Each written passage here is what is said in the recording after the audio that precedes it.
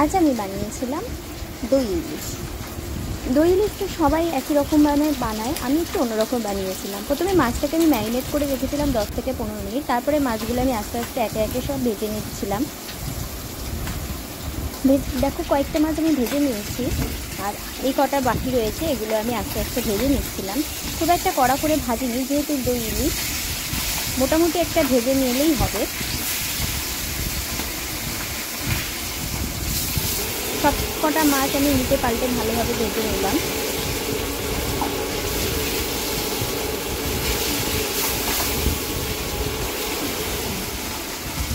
প্রায় আমার মাছগুলো ভাজা হয়ে গেছে। এরপরে আমি এই যে মিক্সিটার মধ্যে যে মিক্সিটা করেছি সেটার মধ্যে আমি কী কী দিয়েছি তোমাদের আমি বলছি। প্রথমে তেলটা গরম হয়ে গেছে, তেলটা গরম হয়ে যাওয়ার পরেই আমি এটা দিয়ে দিলাম মিক্সি যেটা করে রেখেছি। এইটার মধ্যে আমি দিয়েছিলাম হলুদ, সাদা সর্ষে, কাজু বাদাম, দই আর পোস্ত।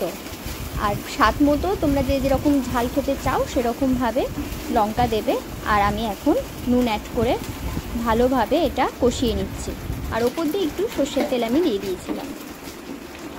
বাটাটার মধ্যে আমি কাজু বাদাম অ্যাড করেছি, এটাই আমার কাছে একটু ইউনিক লাগলো, সেই জন্য আমি তোমাদের বলেছিলাম যে একটু অন্যরকম করছি। তো ভালো করে একটু কষিয়ে নেব।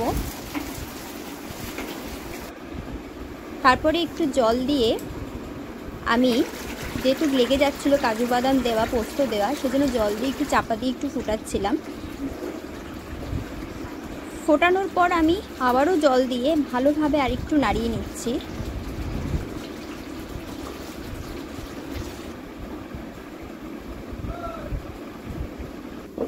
তারপরে আমি এটা ঢাকা দিয়ে গ্যাসের ফ্লেমটা একটু মিডিয়ামে রেখে দিচ্ছি। এবার দেখো আমার জল টল ফুটে গেছে। এরপরে আমি আস্তে আস্তে মাছগুলো দিয়ে দিচ্ছি। মাছগুলো দেওয়ার পরে 1 থেকে 2 মিনিট মতো একটু ফুটিয়ে জাস্ট মাছগুলো নামিয়ে দেবো।